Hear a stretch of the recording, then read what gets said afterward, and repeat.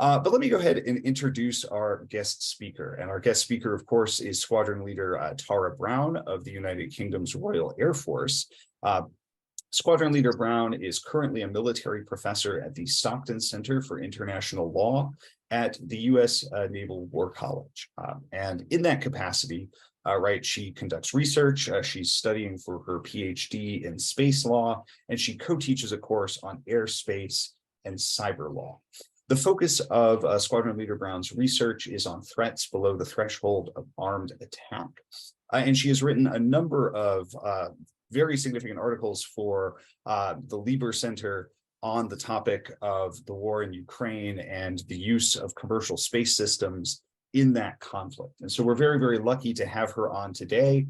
She also has a range of other experience in space law and space security issues, including consulting on the WUMRA manual on the international law for military activities and operations in outer space. And so Squadron Leader Brown, thank you so much for your time today. Welcome. I will turn it over to you and I will begin sharing your slides. Thank you for being here. Jeremy, thank you very much for the introduction and also for inviting me to speak today. So I'll be speaking on a unique state responsibility regime that we have in outer space.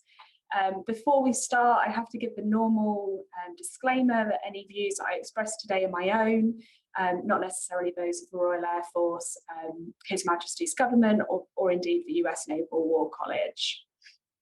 So, slide please, Jeremy. Thank you. So typically, when considering the question of state responsibility, we turn to the International Law Commission's draft articles on the responsibility of states for internationally wrongful acts, which comprise secondary rules that set out the general conditions under international law for a state to be considered responsible for wrongful acts or omissions and the legal consequences that flow. So, for example, this could be the right to exercise certain responses, such as countermeasures. And the International Law Commission's draft articles are largely accepted as having customary international law status. And there's two things that have to be made out to establish state responsibility. So the first is legal attribution to a state, and the second is a breach of an international obligation owed by that state. And that primary rule breach could be set out in various sources, such as treaty law, customary international law, bilateral agreements, multilateral agreements, and so on. And during this session, we're going to focus on the attribution piece and compare the attribution regime that we have in Article 6 of the Outer Space Treaty and how it differs from those International Law Commission articles when considering whether activities of certain non-state actors will invoke state responsibility. So first, I want to give just a quick overview of the customary international law channels for establishing legal attribution as reflected in the International Law Commission's draft articles. So there's direct means of attributing conduct to a state. That could include the organ of a state, being, say, the state's military or intelligence services, and other organs. So, for example, the activities of NASA would be attributable to the US as an organ of the US. And it'll also include the conduct of a person or an entity empowered by that state's law to exercise elements of governmental authority, providing the person or entity is acting in that capacity. And it'll also include where that person exceeds its authority or contravenes instructions. And it will include the conduct of a person or entity empowered by the state's law to exercise elements of governmental authority. So where we cover empowered by domestic law, that's a really narrow category. And the commentary makes it clear that it will only apply in special cases. So the domestic law would need to be explicit that it's conferring governmental authority on the entity. It isn't enough that it simply permits certain conduct. So while the UN contains a collection of domestic space laws, an examination of those indicates that the provisions within those domestic laws are generally related to a state's supervision and authorization of commercial space activities, rather than going so far as to actually confer governmental authority on those entities. But empowering an entity by law could also arise not just through domestic legislation, but it could arise in certain circumstances through the award of a contract. So for example, US Air Force, Army, National Reconnaissance Office all have contracts in place with various commercial entities, as do other countries. NASA uses commercial partners to execute some of its missions, but there's no indication that those contracts that exist confer any governmental authority on those entities. Another possible channel for attribution is through the conduct of organs placed at a state's disposal by another state. So again, that's narrow, and the entity would have to act exclusively for the purposes of and on behalf of the receiving state. So that wouldn't cover your normal interstate cooperation. And then, as reflected in Article 8, attribution may also arise through the conduct of a person or a group of persons who are acting on the instructions of or under the direction and control of that state in carrying out the conduct. Or it could arise through the conduct of a person or group of persons exercising elements of governmental authority in the absence or default of the official authorities, and in circumstances such as to call for the exercise of those elements in authority. Or through an insurrectional or other movement which subsequently becomes the new government of the state, or which succeeds in establishing a new state. And then lastly, through conduct acknowledged and adopted by a state as its own. So they're the traditional direct channels of establishing attribution. And then there's also indirect means of establishing legal attribution, which is set out in Articles 16 to 18, and include the provision of aid or assistance to another state in the commission of an internationally wrongful act, directional control of another state in the commission of an internationally wrongful act, or coercion of another state. And those are distinct from being a joint party to an operation. So that would be an Article 47 scenario. For aid and assistance, the state has to have knowledge of the conduct that it's assisting. It has to hold a positive intent of facilitating the conduct, and the aid must also have the actual effect of facilitating the conduct. And in those circumstances, if the conduct would have been an internationally wrongful act, if it was directly undertaken by the assisting state, then they will bear responsibility.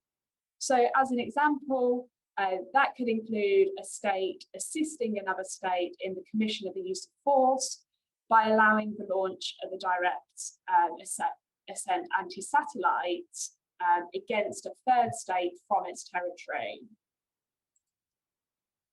So slide, please.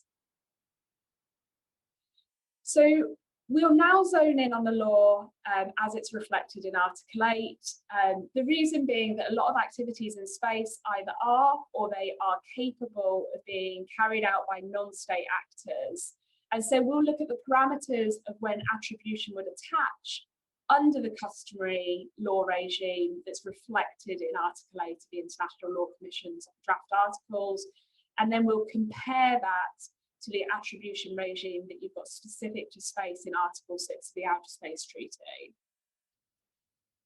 So briefly, non-state actors may contribute to space threats at the individual level. So for example, electrical interference or cyber attacks could be carried out by individuals that are either utilising their own skill or that have purchased and used commercially available technology. And then you've also got non-governmental entities, a subcategory of non-state actors that may also pose threats. So last year, there were just under 200 satellite launch attempts. 82 of those were carried out by governments, with the remainder carried out by commercial entities. And of the ones carried out by the commercial entities, 20% were for their respective governments, 80% were for commercial customers, which included other militaries. And we need to be able to understand when the activities of non-governmental entities and other non-state actors will invoke state responsibility. So normally there is this presumption against the attribution of private conduct, and Article 8 is an exception to this, and it will be triggered where instructions, directions, or control are made out, and they're separate limbs, and any of them will suffice to demonstrate attribution. But as is often the case with international law, neither instructions, direction, nor control are defined. So looking at them in turn, first for instructions, the non-state actor doesn't have to be acting with any governmental authority. They just have to be acting on the instructions of the state. So normally the sort of scenario covered will be where a state employs auxiliary forces or reserve forces, auxiliary forces that are distinct from its regular forces or distinct from its reserve forces, and it's supplementing, say, its armed forces or its police. And I've mentioned before that there's a lot of contracts that exist between militaries and commercial entities in space, but the existence of a contract of itself wouldn't be suffice for instructions to be made out. There would have to be specific instructions. So as an example, the UK has contracts with ClearSpace for debris cleanup. And if that company had engaged in activity that breached some international obligation, the mere existence of the contract with the UK wouldn't be suffice to attribute that conduct to the UK on the basis of your channel that you've got reflected in Article 8 under the instructions then. But say the UK had instructed ClearSpace to use its technology to conduct a co-orbital attack against another state's satellite, then that would be attributable to the UK under that instructions limb. And then just one last point to mention on instructions. It applies only to specific instructions in respect of each individual operation that's carried out. It wouldn't apply to, say, just simple rallying calls or encouragement. So that's instructions. Moving on to direction. That requires a continuing relationship of subordination, and even where there are not specific instructions, where the state is guiding the conduct of the non-state actor, if you've got that relationship of subordination, then direction will be triggered. For control, it isn't complete dependence. If it was complete dependence, then you'd be looking at, say, a de facto organ of the state and more of an Article 4 situation. But you do need a high level of control. So the degree of control required is effective control per the International Court Justice decision in Nicaragua, and then obviously later reaffirmed in the Bosnian genocide case.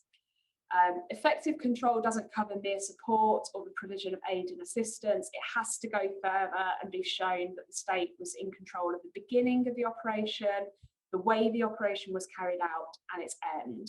So it's a really high bar, and it requires looking at each specific operation and being able to demonstrate that that threshold has been met, which in domains such as space and cyber, in the absence of reliable intelligence confirming the precise extent of state involvement, that's going to be difficult to do.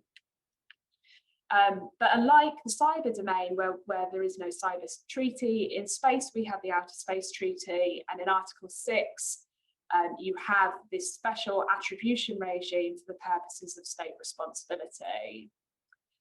So if we move on to the next slide, we'll take a look at Article 6. So here you can see an extract from Article 6 of the Outer Space Treaty, And it looks a bit different to the traditional channels of attribution. So in particular, for non-state actors, there is no reference to a degree of control being required when attributing the conduct of those actors back to the relevant states. But before we dig into the scope of Article 6, it's necessary to understand the drafter's intent behind it. So before the Outer Space Treaty in 1967, in 1963, there was a declaration of legal principles governing the activities of states in the exploration and use of outer space, and that laid the foundations for the Outer Space Treaty. And the declaration had a provision that was largely replicated by Article 6, and the only difference was that the reference that was made to authorization and continuing supervision was by the state concerned. And you can see on the slide here that the wording that ultimately made up Article 6, when referring to authorization and continuing supervision, it says by the appropriate state party to the treaty. So Article 31 of the Vienna Convention sets out the general rules for treaty interpretation, but in the case of Article 6, there's still some ambiguity. So for example, the treaty doesn't define what constitutes a national activity. It says that states party to the treaty shall bear international responsibility for national activities in outer space, but it doesn't define what it means by a national activity. And it also doesn't define who the appropriate state is for the purpose of that obligation of authorization and that obligation of continuing supervision. And where there's some ambiguity, Article 32 of the Vienna Convention says look to supplementary means of interpretation, such as the preparatory work of the treaty. So that's what we'll do now. So the two main superpowers, the two main space superpowers at the time, were the United States and the Soviet Union. And during negotiations, the Soviet Union initially proposed a draft that all activities of any kind pertaining to exploration and use of outer space shall be carried out solely and exclusively by states. And it explained that the basis for its view was underpinned by a concern that allowing private enterprises to conduct activities in outer space could lead to capitalist competition, chaos, and other risks to international cooperation. The United States, on the other hand, said no, non-governmental organizations can play an important role in space, and we want them referred to in the convention.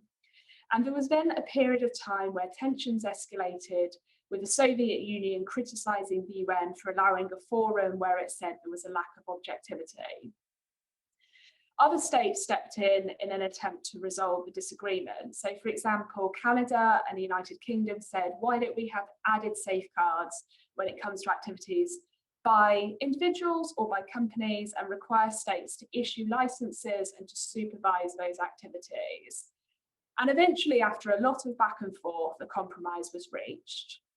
And that compromise basically was that the US preference to allow for private actors in space would be allowed. But it was on the basis that activities of non-governmental entities would be attributed back to their respective governments. And as you can see, it says states are responsible for assuring that national activities are carried out in conformity with the provisions of the Outer Space Treaty. So that's going to cover not just specific obligations in the Outer Space Treaty, such as the obligation of due regard in Article 9 of the Outer Space Treaty, but also with international law more widely by virtue of Article 3 of the Outer Space Treaty, which says international law applies. So when it comes to the conduct of non-governmental entities in outer space and the question of state responsibility, there exists in the form of Article 6 of the Outer Space Treaty a special attribution regime. And that special attribution regime is triggered when national activities, either by governments but also by non-governmental entities, take place. And that special attribution regime will bind all parties to the Outer Space Treaty. So the Outer Space Treaty has been signed by 112 states. It's been ratified by a further 23 states. But in my view, in addition to that, this particular provision of the Outer Space Treaty has customary international law status, so it'll also bind non-state parties. And my reason for taking that view is that there is extensive state practice of states implementing domestic legislation to ensure that national activities are carried out in accordance with the terms of the Outer Space Treaty. And that isn't limited to just parties to the Outer Space Treaty. So, for example, Costa Rica is an example of a state that has implemented such legislation. And then also in 2015, Germany stated during one of the Committee on the Peaceful Uses of Outer Space meetings that it believes Article 6 has customary international law status. So the final question before digging into the details of Article 6 is, does it take precedence over the normal attribution regime for state responsibility? And the answer is yes. So if you look at Article 55 of the International Law Commission's draft articles for state responsibility for internationally wrongful acts, it makes it clear that where special rules of international law set out conditions for the existence of an internationally wrongful act, then those rules will be the lex specialis if there is an inconsistency between them.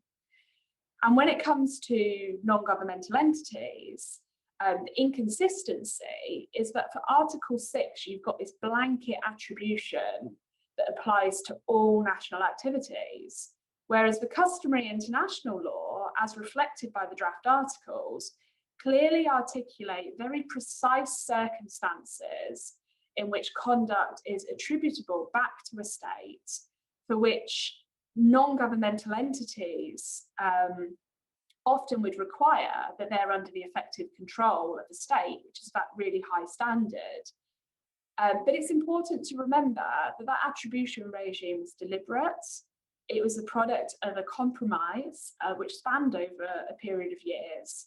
And it was a compromise between those two space superpowers at the time who started out with very different ambitions when it came to allowing private companies to operate in outer space. Slide, please. So, as I've said, national activities and the appropriate states are undefined in the Outer Space Treaty, nor have any subsequent sources of law offered amplification. So, taking first the obligation on the appropriate state to authorise and supervise activities of non-governmental entities, the language is singular. And I mentioned earlier that the only change between the wording that we see in Article 6 and the wording that we saw in the Declaration of Legal Principles was that the phrase "the appropriate state" is used, and that replaced what had been used earlier, which referred to the state concerned. I think when you look at the state concerned, that there could be more than one state concerned. But for the appropriate state, it does read more as if it is just one state. And also it doesn't say appropriate state or states, it does say the appropriate state. So is that problematic? Some academics have taken the view that when there are multiple states that might have an interest in an activity of non-governmental entity, you have to make a determination on which is going to be the most appropriate one to actually take on that role of authorising and to take on that supervisory role. But my view is that when the appropriate states, when you're looking as to what the meaning is behind that, it must be the state that bears responsibility for the national activities of its non-governmental entities. But it's conceivable that it's not just conceivable, it's likely that for commercial activities, there may be more than one appropriate state in some cases, especially for joint ventures or where the conduct involves a multinational corporation. And in those cases, where you have got more than one appropriate state, it might be that they decide between them which one will issue the authorization or which one will continue to supervise. But if they do, that doesn't absolve the other state from its obligations. That's a risk that they take. So I draw an analogy here with the Liability Convention. Again, when referring to the launching state for the purpose of liability, it was singular language, but it went on to explain and to amplify that this could arise in a number of ways. So it could be the launching state, the state that procures the launch, the state from whose territory the launch took place, or from whose facility the launch took place. So there can be multiple states, but each will bear liability. And while liability is a different legal matter to state responsibility, I've just used that as an example to show that the drafter's use of singular language might not have signalled an intention to restrict the scope of responsibility to just one state. So moving on to national activities, it isn't defined, but there are varying opinions out there from scholars, from members of the military writing in their own personal capacity as to what amounts to a national activity. So having looked through like various law journals and publications, I've summed up on those first 5 bullet points what the main schools of thought are that I've come across. So I'll deal with each in turn. So launching activities. Firstly, this idea that national activities can be linked back to launching activities can be traced to Article 7 of the Outer Space Treaty, which is the implementing provision for the Liability Convention.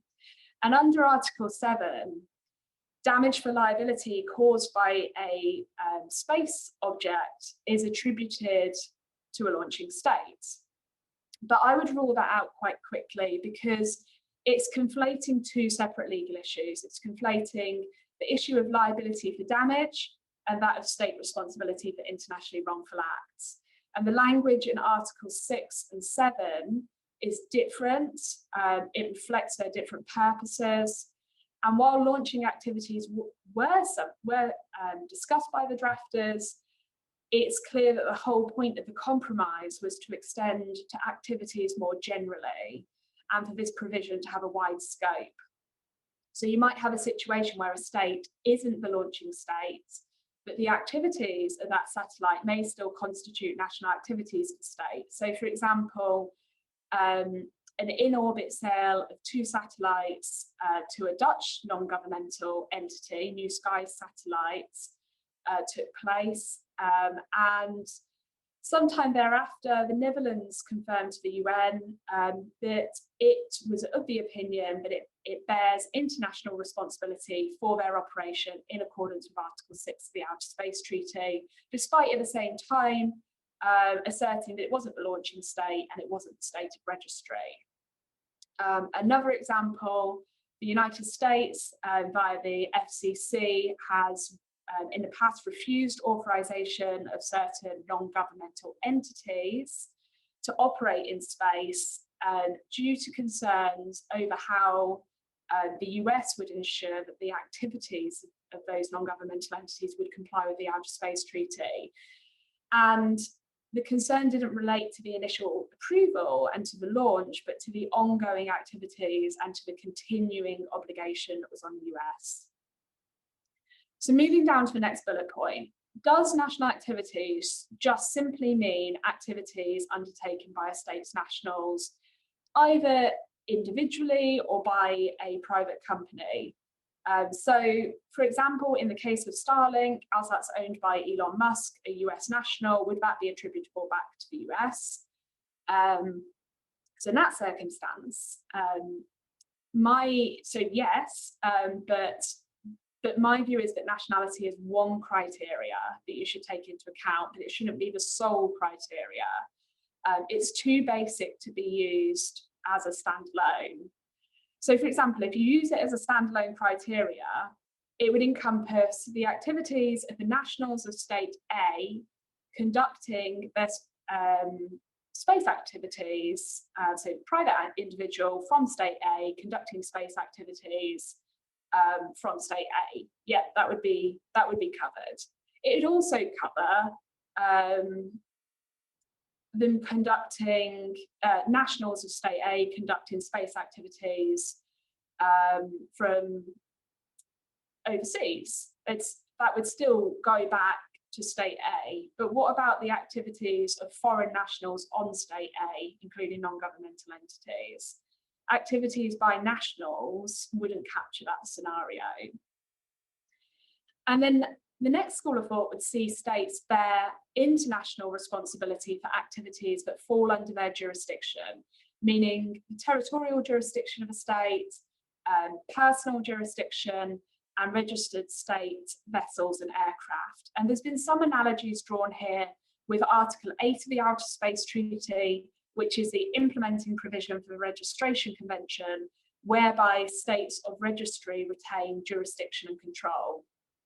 And I think with this school of thought, we're getting closer to what national activities amounts to. Professor Franz von der Dunk summarised the rationale when he wrote, "It would make the most sense for states to be held legally responsible for those activities in respect of which they have the legal tools available to control them, and hence to give substance to such responsibilities." And that was the approach also taken by general international law towards the scope of state responsibility, which it was.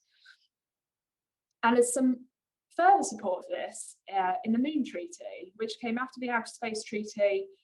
It's not been widely accepted, but it does have a similar obligation of authorization and continual supervision. But unlike the Outer Space Treaty, it expressly links that obligation back. When it's talking about non-governmental entities, it expressly links it back to the jurisdiction of the state. But my only issue with this interpretation of just jurisdiction is that private individuals fall under the jurisdiction of the state. That if you go back to the Travaux Préparatoires, there should be a distinction between non-governmental entities, which I would say the intent was to attribute conduct of legal bodies, such as companies operating in outer space, versus non-state actors more generally, such as a private individual who, say, commits an internationally wrongful act, such as interference through hacking. And the question of attribution in those circumstances would be ascertained through an application of the traditional channels reflected in the International Law Commission's draft articles. And we'll dig into that shortly, but just before we do, I want to touch on the final two schools of thought that I've put up there. So one thing that I saw raised in a publication by a military officer was whether there should be two different standards of attribution in space. The Article 6 standard, which will apply generally in most situations, but then the effective control standard will take over and apply to activities that constitute a use of force. So leaving aside the question of a force gap between uses of force, which are internationally wrongful acts, and then more grave uses of force that constitute armed attacks, which are also internationally wrongful acts, they're still uses of force, but they allow a state to invoke its right to respond forcibly in self-defense. The justification given for that dual standard was war is different, and states shouldn't be drawn into conflicts by activities that they don't have full control over. So assuming that that dual standard kicks in when uses of force rise to the level of an armed attack, the question is this supported by the Outer Space Treaty or by subsequent state practice? And there isn't anything in the wording of Article 6 or the preparatoires that points to a dual standard of attribution, with Article 6 only applying to lesser internationally wrongful acts. The UN Charter and the US, the use of force prohibition were around when the Outer Space Treaty was entered into. The drafters were obviously cognizant of it. They expressly referred to it in Article 3 of the Outer Space Treaty. And while Article 6 doesn't bear on matters of conflict classification, the scope of state responsibility does apply to all internationally wrongful acts. And then the very last interpretation basically would be that the conduct of a non-governmental entity will constitute a national activity if there is effective control, and it goes full circle, and there wouldn't be any difference between the standard that you have in outer space as opposed to other domains. And for me, the real problem with that is it ignores the whole compromise that was reached and why Article 6 came to be. So moving on to our final slide, what is the right standard? So my view is, in the context of Article 6, it's important to distinguish between the conduct of non-governmental entities and other non-state actors. So while non-governmental entities will always be non-state actors, not all non-state actors, for the purpose of our space treaty, will be non-governmental entities. So for these purposes, there would be an assumption that non-governmental entities are companies, say, such as Starlink, whereas non-state actors more generally are private individuals. So say Gary McKinnon, who hacked military networks, who's a private individual. Commercial operators cannot operate in space without the authorization of the appropriate states. So therefore, its space activities will constitute national activities, and states will be internationally responsible for activities carried out by non-governmental entities in respect of the state's obligations under international law, including for internationally wrongful acts, but not for non-state actors not falling in that category. For those, you would turn to the traditional, your normal channels of attribution, which it's harder to establish. So that's the reason for this conclusion is, if you go back to the Travaux preparatoires as a means of treaty interpretation, it's clear that they intended to capture activities of companies, but not all nationals, unless the state provided some form of support or enablement to facilitate their activity. There was some very early reference to nationality by the UK and by Canada. But as the negotiations continued and matured over a period of years, that position was moved away from. And the purpose was behind facilitating private enterprises, not the conduct of non-state actors more broadly. And I've put up on the slide there the elements that I would consider make up conduct that would constitute a national activity. So for me, it's a question that's intrinsically linked to the authorization and supervision obligation, and there is a nexus between what states authorize and supervise, or what they should authorize and supervise, and their state responsibility. And states need to exercise caution as to when such authorizations will be granted, and ensure that they have robust systems in place to revoke authorizations where the activity of non-governmental entities may implicate them internationally. The UN provided some guidance on this point in its 65th plenary meeting of 2013, and it urged states to have conditions to grant, modify, suspend, and revoke authorizations consistent with their international obligations, in particular under the Outer Space Treaty. So I think that the various elements that would be required to show that a certain activity is a national activity is, first of all, you need an act or an omission of a non-governmental entity, but not of a private actor, into or through outer space.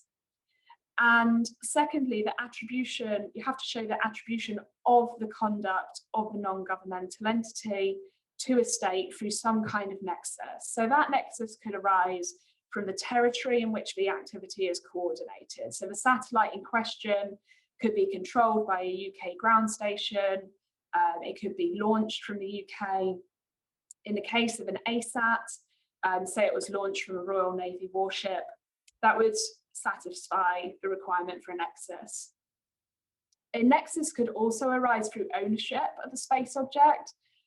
So, for example, where a satellite is registered or is owned by an American company, or through use of a space object. So where a satellite is transferred by company X to company Y whilst it's in orbit.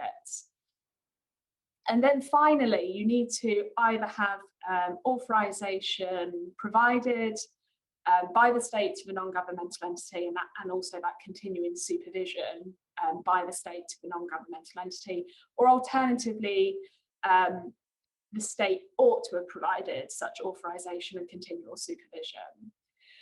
So it's easier to establish attribution for companies, which is what the whole intent was behind Article 6. But in other circumstances, your normal customary international law channels will continue to apply.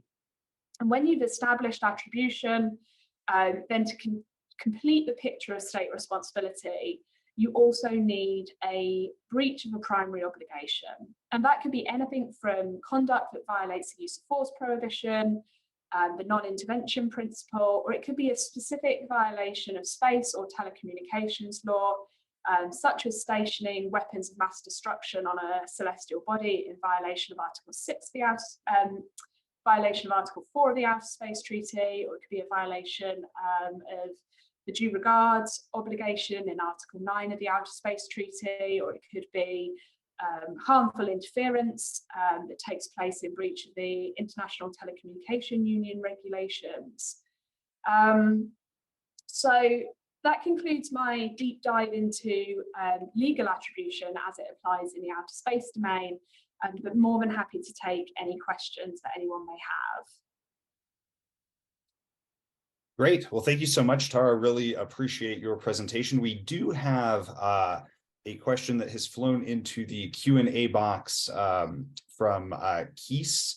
Keese asks, Tara, with the Outer Space Treaty considered as customary law, how would an NGO operating on behalf of NATO fall within kind of what you were discussing with relation to Article 6, right? NATO, of course, being a conglomeration of various countries allied by treaty. Yeah, so I wouldn't say necessarily the whole of the Outer Space Treaty is customary international law, but Article 6, I think, is a very good argument for saying that that is customary international law. So the activities of, say, governments and non-governmental entities, looking at that narrow category of looking at them like their companies, then they would be attributable back to the state under that blanket attribution regime. But the activities of say NATO, for example, then that would be context specific. So it depends what has taken place. And you would need like more details as to what has happened and what. Yeah, I'd probably need more details. But the activities of governments working together, like interstate cooperation, that would normally fall under the traditional channels of attribution of like an Article 47 situation. So whether or not it is national activities for, yeah, I'd need to know what the internationally wrongful act was that had occurred, and then the details behind like who is involved, rather than just saying blanket NATO is completely responsible, if that makes sense. Tara, in your distinction between non-governmental entities and other non-state actors, right, and this question of state responsibility, many of the states that have passed national space legislation have specified, kind of using the language of the treaties, for example, specific kind of national, either individual or kind of private company-wide sorts of activities that must be licensed, right? And so, for example, the United States kind of original Commercial Space Launch Act from the 1980s, right, mimicked the language of the Liability Convention, specifically in describing the things that American nationals weren't allowed to do without a license, right, because of the implications of triggering, right, the US as a launching state. based on kind of your distinction between non-governmental entities and these other possible non-state actors, do you foresee a time, right, maybe even in the near future, that you would see groups of these non-state actors, or some sort of organization of these non-state actors that was not in fact, right, a licensable company, attempting to conduct space activities, for example? Yeah, I think that's very possible. I know there was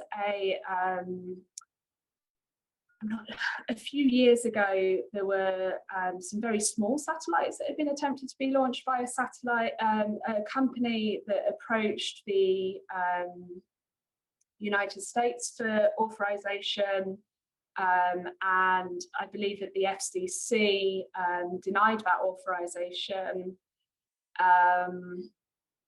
and they continued with the launch. And there was discussion as to how does this implicate the United States in respect of like your blanket attribution regime that you have got in Article 6. So I think that is something that has already happened, and then potentially may become more likely in the future. In addition, you've also got companies that may seek authorization, be denied it, and then turn to a different state to try and get that authorization elsewhere. And in that particular case, looking at the kind of blanket attribution regime that you've got and the criteria that I came up with, you've got the activity into and through outer space by a non-governmental organization. And you've also got you've ticked that box that it ought to have been supervised by the US. It wasn't that the US skirted its responsibilities, it's that they went ahead anyway. And I think in those situations, like the US was very transparent, and they acted upon it. So technically, you do have that breach of Article 6. But I'm not sure that would be necessarily acted upon when you've done everything within your power to shut it down as quickly as you can. Do you think, ma'am, that the kind of proliferation of maybe launch and smaller satellite technology, I'm thinking, for example, you had mentioned the liability convention definition of, right, a launching state, including a state from whose territory, right, a launch took place, not overly long ago, and I mean, really probably still today. Yeah. The actual launch facility, right, that is used is typically something that's large. It's not easily hidden, right? If you were the state and someone was surreptitiously maybe trying to build a launch facility in your territory, one would suspect, right, that you would know about it. But do you believe, right, that this proliferation of technology and this minimalization of, right, both satellite and launch technology itself, do you think that this could lead to situations in which, right, very much like for other types of non-state actors, right, maybe paramilitary associations or terrorist groups, right, you could actually have non-state actors conducting launch activities without the knowledge, perhaps, of the state in which they were operating? Yeah, I mean, I don't think that we're necessarily there yet, but I do think it's a possibility in the future. And when you dig into all the preparatory work that went into into the Outer Space Treaty, into the Declaration, and also the intent behind Article 6 was to deal with, it was based on a position that, you're not going to have these entities that operate in space without the state's authorization, without their approval, which is why I've made that distinction from, say, your regular person who may be able to conduct, say, a cyber attack of a ground station or that kind of thing, or a hacker. So I think that is something that is possible in the future. But I think if you wanted to change that, then obviously you would need to look to amend it. and yeah, I don't think that's probably something that's going to happen anytime soon anyway. Yeah, ma'am. You had mentioned, of course, right, the definition of state responsibility. You had also mentioned liability. One of the things that I think a lot of people have trouble with is the differentiation between liability and responsibility. I know that you mentioned it right earlier in your presentation. Could you just maybe in a few minutes for our listeners describe right the key differences between state liability and state responsibility? Yeah, so state liability, you're talking about like liability for damage. So it could be liability when a satellite is launched and it, say, collides with another satellite, so damage to that other satellite. Or it could be what's probably more likely and what has materialized in the past is liability where you are in orbit, perhaps your satellite's no longer functional, or it's out of control, or for whatever reason there is a conjunction between your satellite and another state's satellite. And liability is about compensation, and it's liability for damage caused, whether that's to other satellites in space, in outer space, or whether that's to the damage and the cost where that satellite comes back down to Earth, and like environmental damage. So that's liability on the one hand, but state responsibility state responsibility is to do with responsibility for internationally wrongful acts, and it leads to a variety of different measures that you can employ in response. So if you have a use of force that is committed against your state, or another state has violated the principle of non-intervention, for certain states, it'll not for the UK, but for certain states, say like a violation of your state's sovereignty, or something that's happened in space, like some kind of harmful interference contrary to the ITU regulations, or lack of due regard, failure to consult, all these kind of specific space ones, in addition to your normal thresholds under international law.